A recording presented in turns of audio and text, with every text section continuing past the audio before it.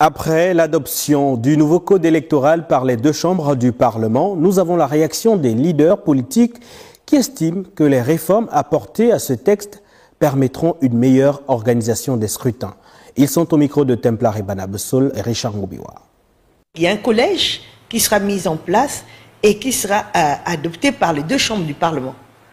Et bien sûr avec un comité de docteurs.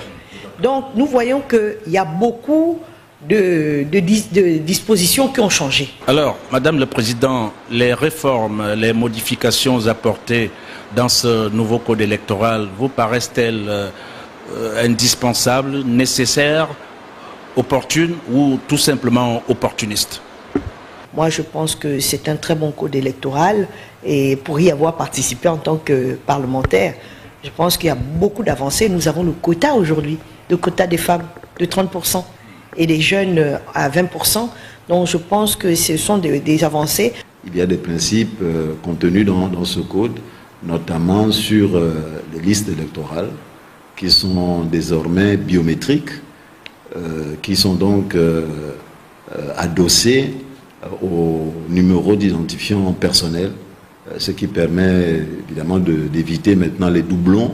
Il y a également une innovation très intéressante, très audacieuse même, qui est celle de fixer dans le code électoral les principes d'égalité ou d'accès équitable entre hommes et femmes dans les fonctions électives. Peut-être donner aussi un dernier élément d'illustration qui porte sur le plafonnement des dépenses et des campagnes électorales, puisque par le passé, il y avait une débauche de moyens financiers, peut-être même parfois un financement occulte des campagnes électorales. Ce texte est conforme aux attentes de la population gabonaise. On le dit d'une manière générale parce que, à l'initiale, il y a eu tout de même la composante de la société qui a participé à l'élaboration de ce texte examiné par le Parlement, et le Parlement a fait agir, bien évidemment, son pouvoir législatif pour apporter des amendements, des réécritures au dit texte.